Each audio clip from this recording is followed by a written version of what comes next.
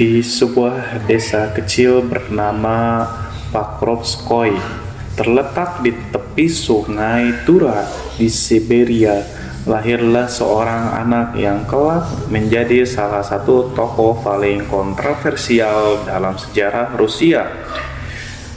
Grigori Yefimovich Rasputin, atau yang lebih dikenal sebagai Rasputin, lahir pada 21 Januari 1869.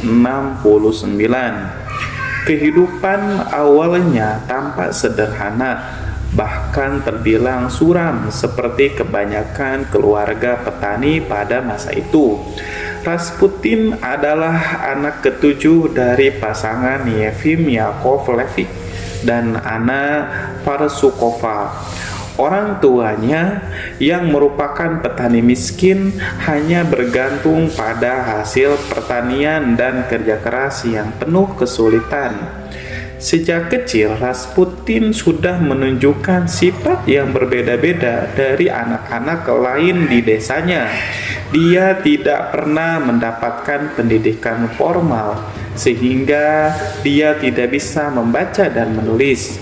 Meski begitu, dia memiliki ingatan yang tajam dan daya tarik yang tidak biasa. Banyak cerita yang beredar bahwa Rasputin kecil sering berbicara sendiri atau seolah-olah berkomunikasi dengan kekuatan yang tak terlihat.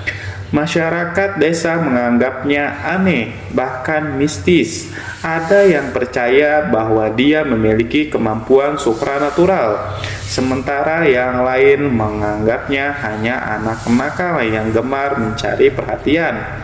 Rasputin kecil dikenal sebagai anak yang sangat nakal dan sering kedapatan mencuri. Dia adalah anak yang sangat keras kepala dan seringkali menyendiri. Bahkan seorang dokter yang pernah merawatnya karena penyakit cacar menggambarkannya sebagai teror di desanya tersebut. Namun, kehidupannya tak selamanya berjalan mulus.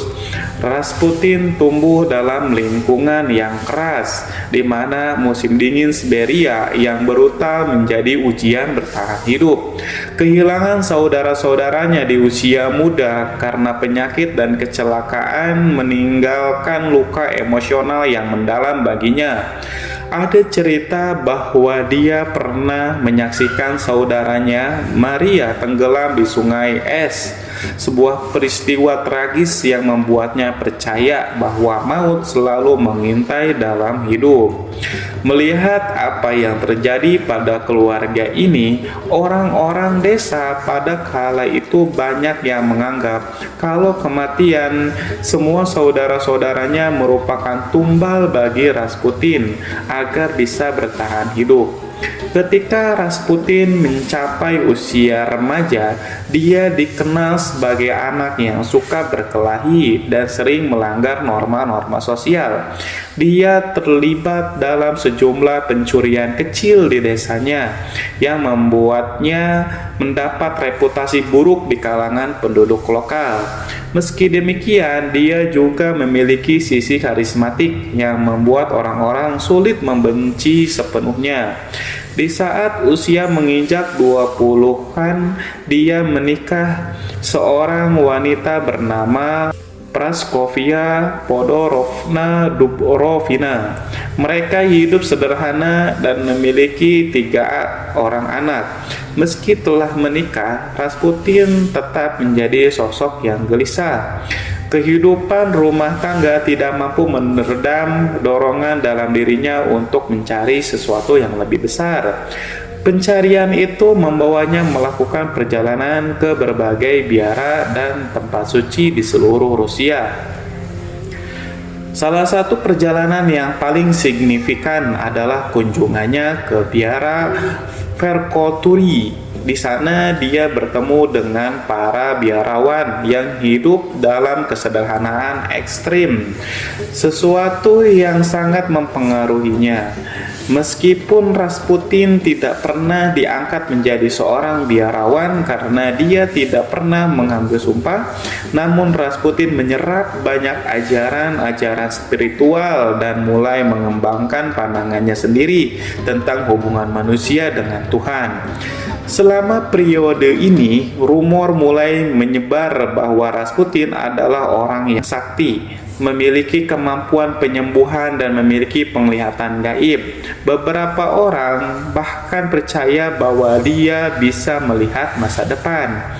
Sementara yang lain mengklaim bahwa doa-doanya dapat menyembuhkan penyakit yang tidak ada satupun dokter yang sanggup mengobati sebelumnya.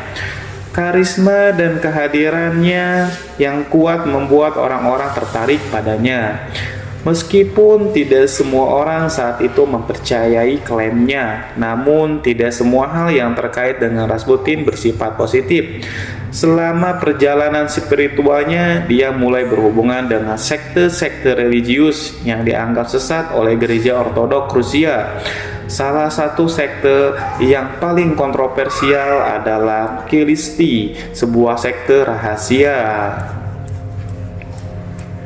yang diyakini menggabungkan ritual mistis dengan praktik seksual dalam ibadah mereka. Pada awal tahun 1900, Rasputin kembali ke desanya sebagai sosok yang telah memiliki banyak perubahan.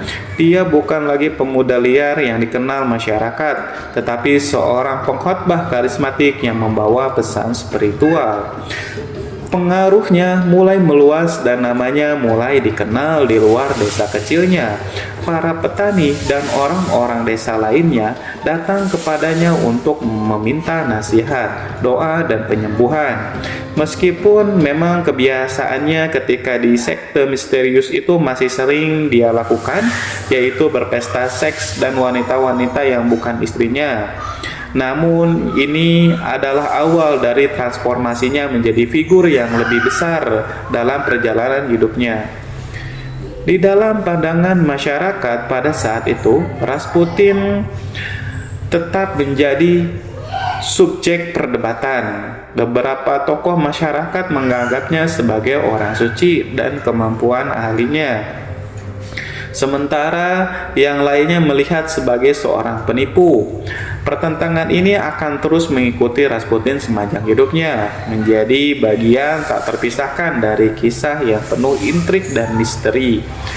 Pada awal abad ke-20, Kekaisaran Rusia sedang berada dalam masa pergolakan. Kekaisaran ini yang pernah menjadi salah satu kerajaan terbesar di dunia mulai menunjukkan tanda-tanda kelemahan akibat konflik internal. Kelemahan akibat konflik internal ini menyebabkan ketidakstabilan politik dan ketidakpuasan masyarakat. Dalam konteks ini, nama Rasputin mulai muncul di lingkaran Kekaisaran Rusia, sebuah perjalanan yang mengangkatnya dari kehidupan sederhana di Siberia ke pusat kekuasaan di Saint Petersburg. Kisah tentang bagaimana Rasputin akhirnya masuk ke istana kekaisaran dipenuhi dengan campuran fakta dan mitos. Perjalanan ke Saint Petersburg dimulai sekitar tahun 1903 ketika dia mendengar tentang kota itu sedang sebagai pusat budaya, politik, dan agama di Rusia. Dengan karismanya yang semakin dikenal, Rasputin mulai menarik perhatian para bangsawan dan tokoh gereja. Rasputin reputasinya sebagai dukun sakti, penyembuh, dan pria dengan kekuatan spiritual luar biasa menyebar dengan cepat. Ketika Rasputin tiba di Saint Petersburg, dia segera berhubungan dengan para pejabat gereja tinggi dan aristokrat yang terpesona oleh gaya bicaranya dan kepribadian yang unik. Pada waktu itu, Rusia dilanda gelombang spiritualistik mistis. Banyak bangsawan mencari makna hidup melalui agama, filsafat, dan bahkan okultisme. Mereka sangat mempercayai dogma-dogma yang dikeluarkan oleh pendeta gereja yang percaya pada dukun-dukun serta paranormal yang diklaim memiliki kekuatan spiritual. Kehadiran Rasputin sebagai orang petani yang dianggap memiliki hubungan langsung dengan Tuhan menjadi sesuatu yang eksotis dan menarik bagi mereka. Namun, langkah besar yang membawa Rasputin ke istana kekaisaran adalah pertemuannya dengan Tsar Nicholas II dan Tsarina Alexandra Feodorovna. Pasangan kekaisaran ini adalah sosok yang religius, terutama Alexandra, yang dikenal sebagai seorang wanita yang sangat percaya pada kekuatan doa dan keajaiban. Tsar Nicholas dan Alexandra memiliki 3 orang anak. Namun, ketiga anaknya adalah perempuan, yang artinya tidak ada penerus tahta untuk kerajaan ini. Akhirnya, setelah melakukan berbagai upaya tertentu, lahirlah anak keempat mereka yang berjenis kelamin laki-laki. Namun sayangnya, anaknya yang bernama Tsarevich Alexia menderita penyakit hemofilia, sebuah penyakit genetik yang menyebabkan darahnya sulit membeku ketika terjadi luka. Penyakit ini pada waktu itu merupakan sebuah penyakit yang tidak ada obatnya, karena pada masa itu belum ada alat secanggih sekarang. Tidak ada satupun dokter di kota tersebut yang sanggup menyembuhkan sang pangeran. Bahkan dukun-dukun yang terkenal sakti sekalipun semuanya menyerah. Akhirnya pada suatu hari di tahun 1905, Rasputin untuk pertama kalinya memperkenalkan kepada keluarga kekaisaran oleh Militsa dan Anastasia dari Montenegro, yaitu 2 orang bangsawan yang dikenal tertarik pada okultisme dan spiritualistis mistik. Rasputin datang kepada keluarga kerajaan ini dengan maksud untuk menyembuhkan penyakit sang pangeran kecil dengan mengucapkan doa-doa yang tidak terlalu panjang. Ajaibnya, dalam sekejap sang pangeran sembuh dari sakitnya. Ini merupakan dan membuat semua anggota kekerajaan pada waktu itu gempar. Ada orang yang benar-benar sakti yang sanggup menyembuhkan penyakit yang pada masa itu adalah penyakit yang tidak mungkin bisa sembuh. Hal ini juga membuat sang ratu, yaitu Alexandra, yakin bahwa Rasputin adalah seorang utusan Tuhan. Selain itu, Rasputin menjadi sosok yang tak terpisahkan dari kekeluargaan kaisar. Dia sering dipanggil ke istana untuk memberikan nasihat, doa, atau sekedar menemani keluarga Tsar Nicholas. Alexandra secara khusus sangat bergantung pada Rasputin, yang dia yakini sebagai penyelamat bagi anaknya. Hal ini memberi Rasputin pengaruh besar di dalam istana, meskipun dia tidak memiliki posisi resmi dalam pemerintahan. Orang-orang di dalam istana termasuk sang raja mendengarkan dan melaksanakan betul-betul apa yang Rasputin ucapkan. Seolah-olah apa yang keluar dari mulut Rasputin merupakan kehendak Tuhan yang mesti dilakukan oleh seluruh umat manusia. Namun beberapa bangsawan dan pejabat tinggi mulai mempertanyakan niatnya dan pengaruhnya terhadap kerajaan. Mereka menganggap Rasputin sebagai orang desa kasar yang tak pantas berada di dalam lingkaran kekuasaan. Reputasinya pun semakin tercoreng oleh gaya hidupnya yang dianggap tidak bermoral. Rasputin diketahui sering terlibat pesta-pesta liar, minum alkohol, dan berhubungan intim dengan banyak wanita. Beberapa orang percaya bahwa Rasputin menggunakan hipnotis untuk memanipulasi keluarga kekaisaran.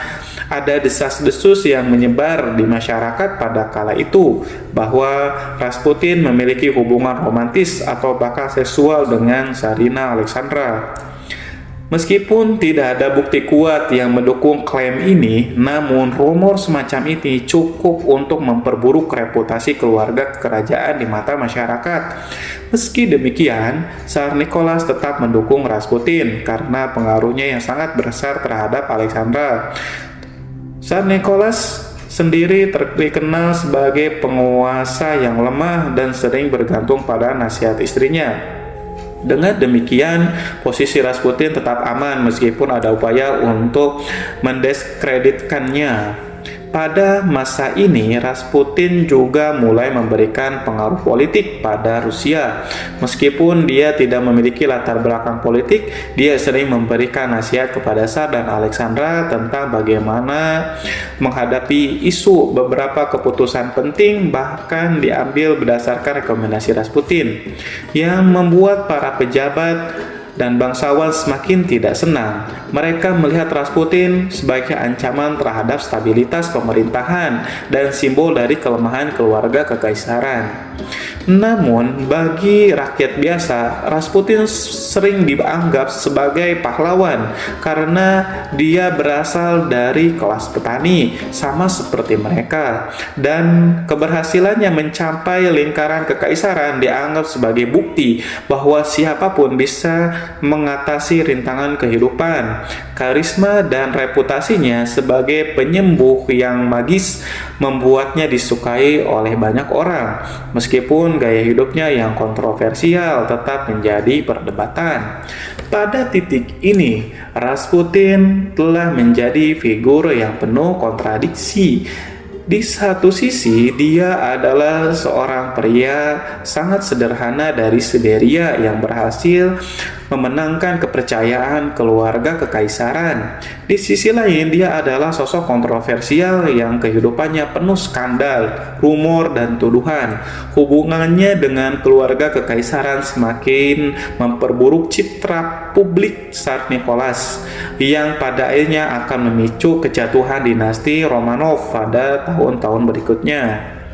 Reputasi Rasputin mencapai puncak kekuasaan di Rusia. Namun di balik pengaruh dan kekuasaannya yang sangat luar biasa, bayang-bayang kebencian, intrik, dan pengkhianatan mulai menyelimuti kehidupannya. Kekuasaan yang dia pegang tidak hanya menjadi berkat, tetapi juga menjadi kutukan yang membawa dirinya ke jalan kehancuran. Seiring dengan kepercayaan yang semakin kuat dari Tsar Nicholas dan Alexandra, Rasputin tidak hanya menjadi penasihat spiritual bagi keluarga kerajaan, tetapi juga penasihat politik yang tidak resmi.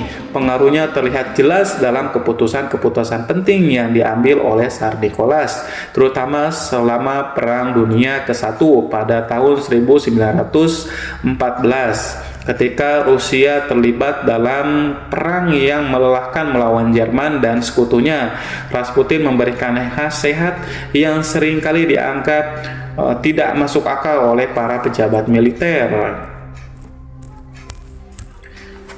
Salah satu langkah paling kontroversial adalah saat Rasputin meminta Tsar Nicholas yang pertama untuk ikut di medan perang memimpin langsung pasukan Rusia. Tsar Nicholas yang kurang pengalaman dalam strategi militer mau tidak mau mengikuti saran dari Rasputin. Tsar Nicholas pun berangkat ke medan pertempuran dan membawa serta pengaruh politiknya ke garis depan peperangan. Keputusan ini meninggalkan Tsarina Alexandra sebagai penguasa de facto di kerajaan, dan Rasputin menjadi penasihat terdekatnya. Dengan Alexandra yang sangat bergantung kepada nasihat Rasputin, dia mulai campur tangan dalam pengangkatan dan pemecatan pejabat tinggi di pemerintahan. Rasputin menggunakan posisinya ini untuk membantu orang-orang yang setia padanya atau yang bersedia membayar mahal untuk mendapatkan dukungan politik. Banyak pejabat tinggi yang diangkat atas rekomendasi Rasputin dianggap tidak kompeten, yang semakin memperburuk situasi politik dan ekonomi di Rusia. Di mata masyarakat, Tsarina dan Rasputin dianggap sebagai simbol dari korupsi dan kelemahan dari dinasti Romanov.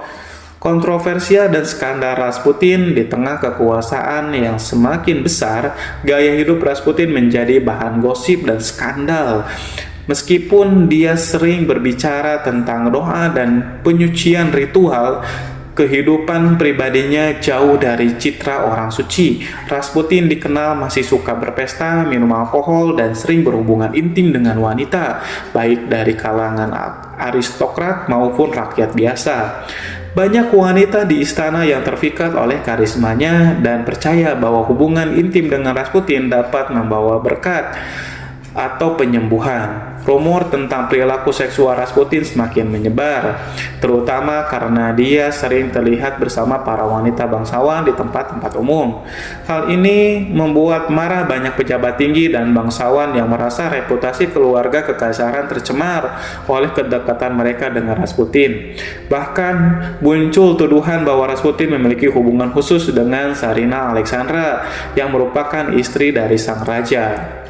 Meskipun tidak ada bukti kuat yang mendukung klaim ini, desas-desus ini cukup untuk memperburuk citra publik keluarga kekaisaran.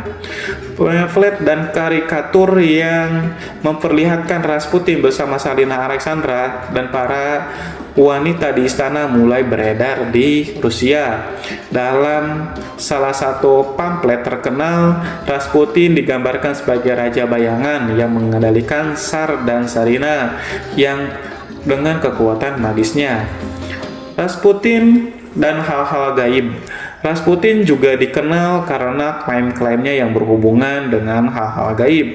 Dia sering mengaku memiliki visi dari Tuhan, menerima wahyu ilahi tentang masa depan Rusia.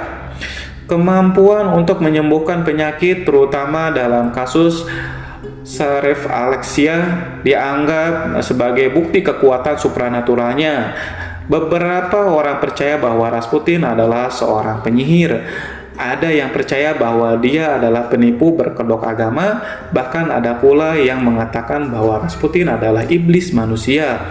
Salah satu kisah paling terkenal adalah saat Rasputin meramalkan bahwa jika dia dibunuh oleh anggota keluarga kekaisaran, maka seluruh dinasti Romanov akan runtuh dalam waktu yang singkat. Kata-katanya ini kelak menjadi salah satu bagian dari legenda Rasputin, terutama setelah peristiwa revolusi Rusia yang menggulingkan dinasti Romanov hanya beberapa bulan setelah kematiannya. Musuh-musuh Rasputin. Kekuatan dan pengaruh Rasputin yang luar biasa akhirnya memunculkan banyak musuh, baik di kalangan pejabat istana maupun rakyat biasa. Para bangsawan yang merasa terancam oleh pengaruh Rasputin mulai merencanakan cara untuk menyingkirkannya. Salah satu kelompok yang paling dan menentang Rasputin adalah para pejabat militer karena merasa bahwa nasihat Rasputin kepada Tsar Nicholas yang pertama telah melemahkan upaya perang Rusia. Selain itu, para bangsawan di parlemen Rusia secara terbuka mengancam atau mengecam pengaruh Rasputin terhadap keluarga kekaisaran, bahkan menyebut sebagai ancaman nasional. Musuh-musuh Rasputin tidak hanya datang dari kalangan aristokrat, tetapi juga dari gereja. Meskipun Rasputin dianggap sebagai sosok religius oleh banyak orang, banyak pemimpin gereja ortodoks di Rusia yang menganggap sebagai ancaman terhadap otoritas mereka. Mereka menuduh Rasputin melakukan praktik-praktik sesat dan menodai citra agama dengan perilakunya yang tidak bermoral. Pada tahun-tahun terakhir hidupnya, tekanan terhadap Rasputin semakin besar. Popularitasnya di kalangan rakyat mulai menurun dan dia menghadapi serangan dari berbagai pihak. Beberapa upaya untuk mendiskreditkan atau bahkan membunuhnya telah dilakukan. Ajaibnya tidak ada seorang pun yang mampu membunuhnya. Hal ini semakin memperkuat mitos bahwa dia dilindungi oleh kekuatan gaib. Namun tanda-tanda kejatuhannya semakin jelas. Pemerintahan Tsar Nicholas yang pertama semakin kehilangan dukungan dan kemarahan rakyat terhadap korupsi serta ketidakmampuan pemerintah mencapai puncaknya. Banyak yang menyalahkan Rasputin atas kekacauan ini, melihat sebagai simbol dari semua masalah yang melanda kekaisaran. Di tengah suasana yang semakin tegang, musuh-musuh Rasputin mulai merencanakan rencana akhir untuk menyingkirkan Rasputin selamanya. Dengan arti lain, mereka mulai merencanakan pembunuhan untuk menyelamatkan dinasti Romanov dari kehancuran. Pada akhir tahun 1916, Rasputin telah menjadi simbol dari segala hal yang salah dengan pemerintahan Tsar Nicholas yang pertama. Pengaruhnya yang besar terhadap Tsar Alexandra dan keterlibatannya dalam urusan pemerintahan membuat banyak orang merasa bahwa Rasputin adalah ancaman langsung terhadap stabilitas Rusia. Para bangsawan, pejabat militer, dan tokoh-tokoh gereja mulai menyalahkannya atas kekacauan politik, kekalahan militer dalam Perang Dunia Pertama, serta penderitaan rakyat akibat kelaparan dan kemiskinan. Rumor tentang hubungan mesra Rasputin dengan Tsarina Alexandra semakin memperburuk reputasinya. Banyak yang percaya bahwa Tsarina yang sangat bergantung pada Rasputin untuk kesejahteraan anaknya telah menjadi alat dari penyihir Siberia ini. Meskipun tuduhan ini masih berupa kabar-kabar bukti gosip. Meskipun tuduhan ini masih berupa kabar-kabar tanpa bukti, gosip ini cukup untuk menimbulkan kebencian luas terhadap Rasputin di kalangan istana dan rakyat biasa. Pada akhir tahun 1916, kelompok kecil bangsawan mulai merencanakan pembunuhan Rasputin. Kelompok ini dipimpin seorang bangsawan kaya raya bernama Felix Yusupov. Bersamanya ada Grand Duke Dmitri Pavlovich, sepupu Tsar Nicholas yang pertama, dan Vladimir Purisevich, yaitu seorang anggota parlemen yang dikenal karena pandangannya yang anti Rasputin. Tujuan utama mereka adalah menyelamatkan dinasti Romanov dengan cara menyingkirkan Rasputin, yang mereka yakini sebagai penyebab utama dari kemunduran kekaisaran.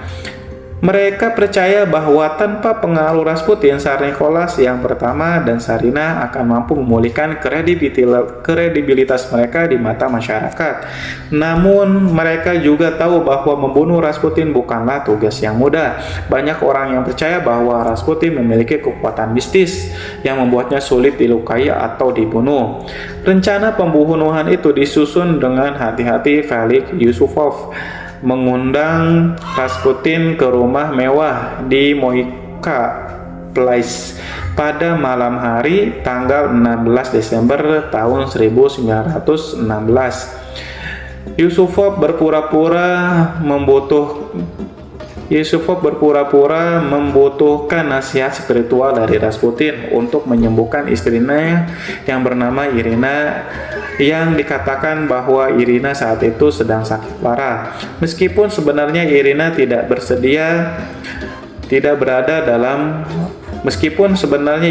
tidak berada di dalam rumah pada malam itu. Alasan ini cukup untuk meyakinkan bagi Rasputin. Maka pada malam yang dingin di bulan Desember, Rasputin tiba di kota Moiko Place. Dia disambut oleh Yusupov di ruangan bawah tanah rumahnya yang telah dihias untuk memberikannya kesan suasana pesta. Di atas meja terdapat makanan dan minuman, termasuk anggur dan kue-kue manis. Yang tidak diketahui Rasputin adalah bahwa makanan dengan minuman tersebut telah diracuni dengan sianida. Menurut Kekaisaran Yusupov, Rasputin mulai memakan dan minum, tetapi racun sianida tampaknya tidak memberikan efek apapun padanya. Ini membuat Yusupov dan teman-temannya panik karena racun sianida akan dengan cepat mematikan jika diminum oleh manusia. Namun di malam itu Rasputin tidak menunjukkan tanda-tanda keracunan. Dia makan dan minum dengan lahapnya. Yusupov berpikir bahwa Rasputin benar-benar orang yang sakti, dan mungkin saja Rasputin akan menyerang dia dan teman-temannya setelah Rasputin selesai makan. Akhirnya Yusupov memutuskan untuk mengambil langkah drastis. Yusupov mengambil senjata dan mencoba melukai Rasputin di dadanya. Rasputin jatuh ke lantai dan teman-temannya percaya bahwa dia telah mati. Namun Yusupov memeriksa tubuhnya. Rasputin tiba-tiba membuka matanya dan mencoba menyerangnya. Dalam keadaan terluka parah, Rasputin berhasil melarikan diri dari ruang bawah tanah dan keluar ke halaman belakang rumah Yusupov. Di halaman belakang inilah Purisevich mengejar Rasputin dan melukai beberapa kali. Akhirnya tubuh Rasputin terjatuh di salju. Teman-temannya yang menyaksikan kejadian itu merasa yakin kalau Rasputin telah mati. Kemudian mereka membungkus tubuhnya dan dengan kain dan membuangnya ke sungai Neva yang telah membeku. Meskipun banyak orang yang percaya bahwa mereka telah berhasil membunuh Rasputin, hasil otopsi kemudian menimbulkan lebih banyak pertanyaan daripada jawaban. Laporan autopsi menunjukkan bahwa paru-paru Rasputin mengandung air yang menunjukkan bahwa dia masih hidup ketika dilempar ke sungai dan akhirnya mati karena tenggelam. Selain itu, tubuhnya menunjukkan tanda penyiksaan termasuk luka pukulan dan ada beberapa memar. Fakta bahwa Rasputin tampaknya tetap hidup meskipun telah diracun, ditembak, dan disiksa menambah aura mistis di sekitaran kematiannya. Banyak orang yang percaya bahwa Rasputin memiliki kekuatan supranatural yang membuatnya sulit dibunuh. Bahkan di saat-saat terakhirnya, dia dianggap sebagai orang yang memiliki kekuatan yang melampaui manusia biasa. Kematian Rasputin menjadi berita besar di seluruh Rusia. Para bangsawan yang terlibat dalam pembunuhan di malam itu merasa bahwa mereka telah menyelamatkan dinasti Romanov. Namun kematian Rasputin justru memperburuk situasi politik. Tsarina Alexandra yang sangat terpukul akan kematian Rasputin menjadi sedikit tidak stabil secara emosional. Dia percaya bahwa kematian Rasputin adalah tanda kehancuran yang akan datang tak lama lagi bagi kerajaannya. Rasputin sendiri telah melamalkan bahwa jika dia dibunuh oleh anggota keluarga kekaisaran, maka seluruh dinasti Romanov akan runtuh dalam waktu yang singkat. Ramalan ini terbukti benar. Hanya beberapa bulan setelah kematiannya, revolusi Februari tahun 1917 menggulingkan Tsar Nicholas yang pertama, mengakhiri lebih dari 300 kekuasaan dinasti Romanov dalam sejarah Rusia. Rasputin bukan hanya seorang manusia, dia adalah simbol dari era kekacauan, perpecahan, dan kehancuran, tetapi juga harapan dan keajaiban bagi mereka yang percaya padanya. Dengan kehidupannya yang penuh intrik dan kematiannya yang tragis, Rasputin akan selamanya menjadi salah satu tokoh yang paling misterius dan kontroversial dalam sejarah dunia. Wallahu a'lam bishawab. Semoga kisah ini bermanfaat. Lebih dan kurangnya saya mohon dimaafkan. Yang benar datangnya dari Allah Subhanahu wa taala, khilaf atau keliru itu datangnya dari saya pribadi sebagai manusia biasa. Sampai bertemu di kisah-kisah seru yang penuh makna selanjutnya. Saya Iri. Wassalamualaikum warahmatullahi wabarakatuh.